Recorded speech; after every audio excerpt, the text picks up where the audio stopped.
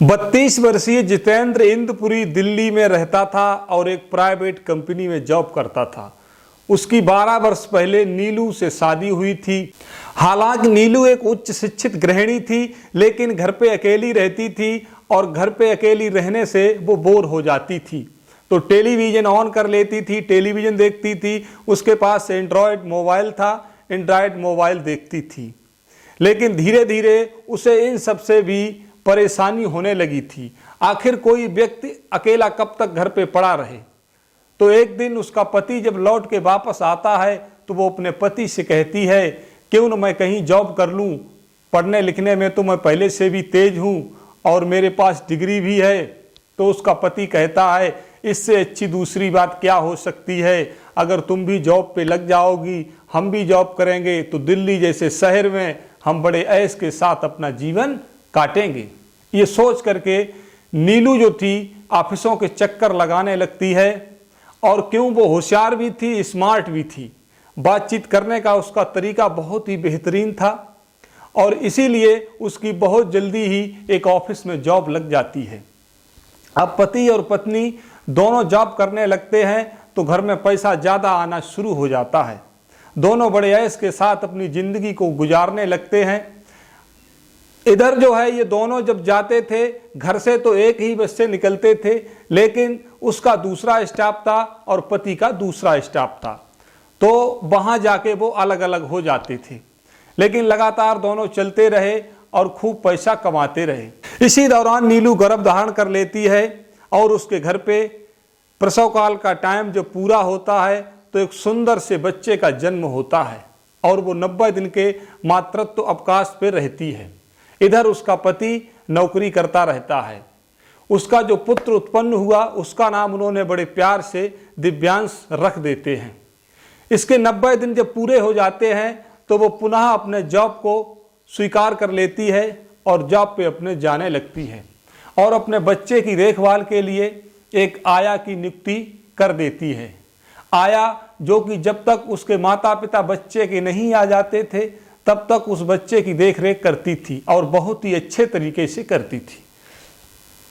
हालांकि वो दोनों पति पत्नी चाहते थे कि पूरा दिन के अलावा रात में भी आया उसकी देखभाल करे, लेकिन उस आया के भी परिवार था, इसलिए वो ज़्यादा समय तक नहीं रुक पाती थी।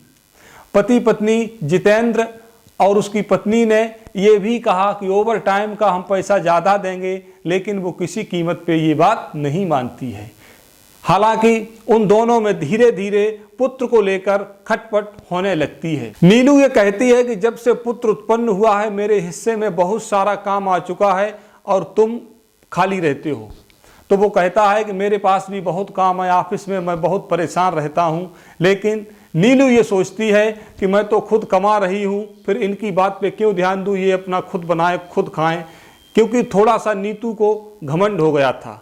नीलू हमेशा मन में ये सोचती रहती थी कि मैं अपनी मर्जी से चलूँ और पति जो है मर्द है वो ज़्यादा मजबूत है तो उसे ज़्यादा काम करना चाहिए, मैं ज़्यादा काम क्यों करूँ, क्योंकि मैं जॉब करती हूँ, यही काम मेरे लिए बहुत हो जाता है। और पति उधर ये सोचता था कि ये नीलू जो है बिल्कुल हमको कुत्ते की तरह नचाना चाहती है, एक नौकर की तरह हमारे साथ व्यवहार करती है, अब मैं इसके साथ कैसे रह पाऊंगा। यानी धीरे धीरे दोनों में दूरियां बढ़ रही थी, क्योंकि दोनों जॉब करते थे और घर पे आके दोनों को काम करना होता था। नीलू ये सोचती थी कि ये पति मेरा काम कर ले और पति सोचता था मेरी पत्नी काम करते, लेकिन धीरे धीरे मन में संदेह और बढ़ता ही जा रहा था। उसका पुत्र दिव्यांश जब सो जाता था तो उसका पति नीलू के पास जाता था और उसको अपनी बाहों में पकड़ने का प्रयास करता था, तो वह स्पष्ट रूप से कह देती थी कि चुपचाप जाके सो जाओ, ये उल्टे सीधे काम नहीं हो पाएंगे। तो उसका पति बड़ा परेशान रहता था। इसके बाद अगले दिन फिर यही क्रिया चलती है, धीरे धीरे उनमें खटपट बढ़ने लगती है और नीलू जो है अपने पति को बिल्कुल दूर रखने का प्रयास करती है। इधर पति इस बात से परेशान रहता है कि आखिर मैं क्या करूं, इस नीलू से छुटकारा ही पालूं, वो ही ज़्यादा बेहतर है। यही सोचकर एक दिन झगड़ा हुआ और झगड़ा होते होते बात यहाँ तक बढ़ जाती है कि उसका पति अपना थैला पैक करता है, उसमें सभी कपड़े रखता है और कपड़े रखने के बाद पत्नी से कहता है कि नीलू, मैं यहाँ से जा रहा हूँ, अब कभी नहीं लौटूंगा। तो उसकी पत्नी कहती है कि तुम्हें जहाँ जाना है वहाँ जाओ, मुझे तुमसे कोई लेना देना नहीं है, मैं अकेली ज़्यादा अच्छी रह लूँगी। ये कहने के बाद उसका पति जो है वो चला जाता है। नीलू का पति जितेंद्र कुछ दिन तो इधर उधर रह के काट लेता है। वो सोचता है कि हो सकता है उसकी पत्नी उसे मनाने आए या उसे घर ले जाने के लिए आए, लेकिन ऐसा कुछ नहीं होता है। तो उसका पति जितेंद्र वहीं पर विकास नगर में एक रूम किराए पर ले लेता है और कुछ पैसा निकाल के अपनी कुछ आवश्यक जो वस्तुएं थी वो ले लेता है। इसके बाद वहीं रूम पे रहने लगता है। धीरे धीरे महीने गुजरते हैं और साल गुजरने लगते हैं। और जो जितेंद्र था उसको अपने पुत्र से बड़ा प्रेम था, तो वो जब कभी उसे मौका मिलता था, दूसरे तीसरे दिन और रोज मौका मिलता था, तो रोज अपने पुत्र से मिलने इंद्रपुर आता रहता था। लेकिन नीलू ने कभी ये नहीं सोचा कि ये रोज मिलने आता है तो मैं भी इससे दो चार बातें करूं। उसने कभी भी अपने पति पे ध्यान नहीं दिया कि जो करता है वो करता रहे। लेकिन उसका पति अपने बेटे से मिलने लगातार इंद्रपुर आता रहता है। धीरे धीरे दिन गुजरते गए, बेटा बड़ा हो गया। तो बेटे ने एक दिन जिद की अपनी माँ से कि मुझे डांस सीखना है, डांस क्लास में मेरा एडमिशन करवा दो। तो उसकी माँ ने पास में ही एक डांस क्लास चलाई जाती थी, वहाँ पे अपने बच्चे का एडमिशन करवा देती है और एडमिशन करवाने के बाद वो अपने घर पे आ जाते हैं। तो बच्चा प्रतिदिन डांस क्लास में जाने लगता है और डांस सीखने लगता है। एक दिन उसकी माँ यानी नीलू अपनी ड्यूटी पे थी, तभी डांस क्लास की जो वहाँ पे मैडम थी, डांस क्लास सिखाने वाली जो थी, वो फ़ोन करती है कि आपका बेटा आज नहीं आया है, पता करो आखिर कहाँ है। तो उसकी माँ सोचती है कि बेटा मेरा घर पे होगा इसलिए नहीं आया होगा। इस बात को वो गंभीरता से नहीं लेती है। नीलू जब अपनी ड्यूटी से घर पे वापस आती है तो घर पे देखती है, लेकिन उसे कहीं भी उसका पुत्र दिखाई नहीं देता है।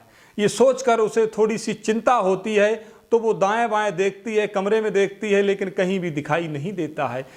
तभी उसकी अचानक नज़र कमरे में बिछे दीवान पर पड़ती है, जिस पे गद्दा सही ढंग से बिछा हुआ नहीं होता है। तो वो गद्दे को जैसे ही हटाती है तो क्या देखती है, उसका बेटा उसमें बेहोश अवस्था में लेटा हुआ है। तो एकदम उसकी चीख निकल जाती है, रोने लगती है। उसकी आवाज़ सुनकर के उसके पड़ोसी आ जाते हैं और देखते हैं तो उसके बेटे को उठा करके अस्पताल पहुंचाते हैं। अस्पताल में डॉक्टर प्राथमिक उपचार में ही उसे मृत घोषित कर देता है, स्पष्ट कह देता है कि आपका बच्चा मर चुका है। मौके पे पुलिस पहुंचती है और बच्चे की लाश को पोस्टमार्टम के लिए भेज दिया जाता है। उसके गले पे जो काले निशान बने हुए थे उससे स्पष्ट हो रहा था कि बच्चे की गला दबा करके हत्या की गई है।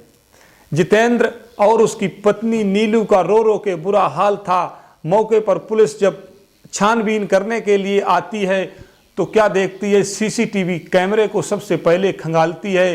तो उसमें स्पष्ट दिखाई देता है कि एक युवती ब्लू जीन्स पहनकर जितेंद्र के घर में घुसती है और 15-20 मिनट के बाद वापस लौट जाती है। जब ये सीसीटीवी कैमरे की फुटेज जितेंद्र और उसकी पत्नी को दिखाई जाती है तो जितेंद्र स्पष्ट रूप से कहता है ये पूजा है। तो इंस्पेक्टर साहब कहते हैं कि इसको तुम जानते हो? तो जितेंद्र पहले तो ना नुकुर करता है और कोई भी स्पष्ट रूप से जवाब नहीं देता है। तो पुलिस कहती है कि तुम अगर सही ढंग से नहीं बताओगे तो तुम्हारे बच्चे को इंसाफ नहीं मिलेगा। तो वो कहता है कि मैं इसको जानता हूँ, लेकिन इसके बाद चुप हो जाता है। तो इंस्पेक्टर साहब कहते हैं खुल के बताओ, जिससे मामला स्पष्ट रूप से साफ किया जा सके, दोषी को सजा दिलवाई जा सके। पुलिस वालों की बात सुनने के बाद जितेंद्र बुरी तरह से टूट चुका था। इसके बाद उसने जो एक नई कहानी सुनाई, जितेंद्र जब अपनी पत्नी नीलू से रूठकर दूसरी जगह पे रूम ले लेता है और वहां पे रहने लगता है तो उसकी मुलाकात एक पूजा सनाब शैलेश सिंह से होती है। क्योंकि उसे भी एक नई युवती की तलाश थी, उसे भी एक साथी चाहिए था। वो अपनी पत्नी से बहुत परेशान था।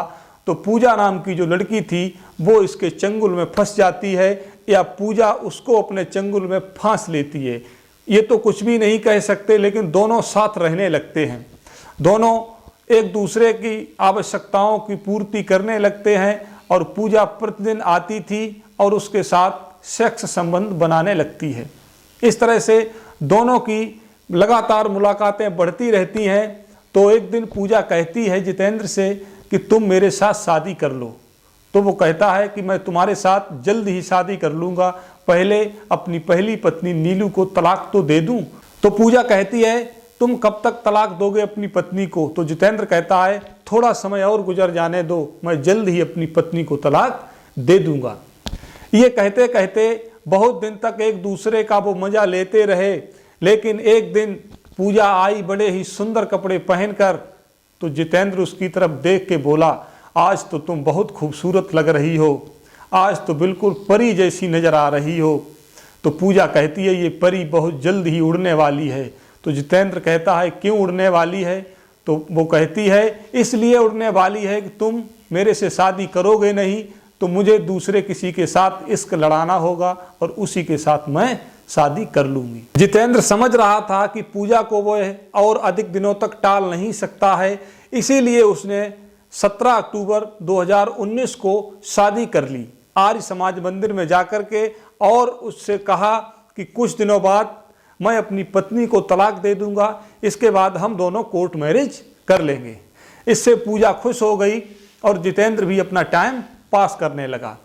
लेकिन इधर जितेंद्र और उसकी पत्नी उसके बीच दूरियां धीरे धीरे कम होती जा रही थी। उसका बेटा जो दिव्यांश था वो अपने पिता पर लगातार दबाव बना रहा था कि पापा घर पे आ जाओ, अब तुम और मम्मी दोनों लोग साथ में रहो। इस तरह से जितेंद्र ने क्या काम किया कि एक दिन वो पूरा रूम छोड़ के अपने पत्नी और बच्चे के साथ घर पे आ जाता है।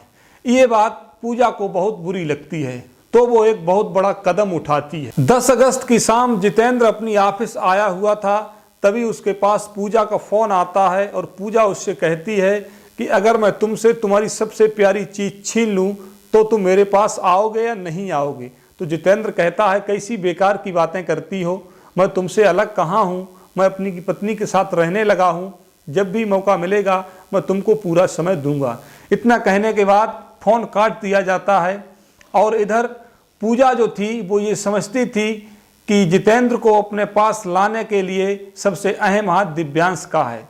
यही सोच करके वो जितेंद्र के घर पे जाती है। दुर्भाग्य से जितेंद्र का घर का गेट खुला मिलता है और दिव्यांश वहीं पे मिल जाता है। तो पूजा जब उसको देखती है तो एकदम राक्षसी प्रवृत्ति का रूप धारण कर लेती है और गुस्से में एकदम उसके ऊपर टूट पड़ती है और उसका गला दबा देती है जब तक कि वो मर नहीं जाता है। उसके मरने के बाद पूजा उसको उठा के दीवान के नीचे छिपा देती है, ऊपर से गद्दा रख देती है और 15-20 मिनट के अंदर ही वहाँ से निकल जाती है। इस तरह से उसने अपना पूरा जुर्म कबूल कर लेती है और उसको पुलिस जेल भेज देती है। तो किस तरह से पूजा ने व्यर्थ में एक दूसरे बच्चे की जान ले ली जो उसे नहीं करना चाहिए था। मित्रों, ऐसी घटनाएं हमारे समाज में घटती रहती हैं। ऐसी घटनाओं से बचने के लिए सभी का जागरूक होना बहुत ज़रूरी है। पता नहीं कब कौन किस समय पे बदल जाए। तो मित्रों, कैसी लगी मेरी कहानी? अच्छी लगे तो कमेंट करना, वीडियो को लाइक करना और चैनल अगर सब्सक्राइब ना हो तो चैनल को सब्सक्राइब जरूर कर लेना। धन्यवाद मित्रों। जय श्री कृष्णा।